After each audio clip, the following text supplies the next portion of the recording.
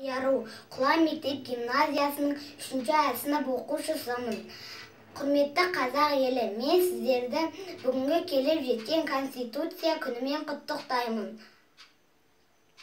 Еліміз тыныш, жұртымыз аман болсын. Әр отбасыға зор денсаулық, байлық тілеймін. Рысбек Азамай 3-ші сынып оқушысы. Еліне арналатын тілегі үшін, ей ұлым отанымның тілегі үшін. Іргесін туған елдің тіреп тұрған қадірін, ата заңның білемісің.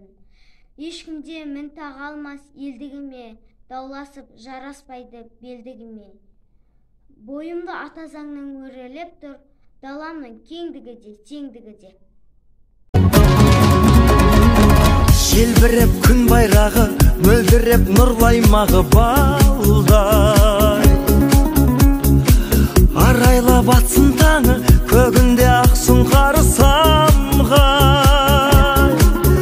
Ұлы дала, отаным қазақ елі, ғажап елі. Мәңгілік ел, мекенім қазақ елі.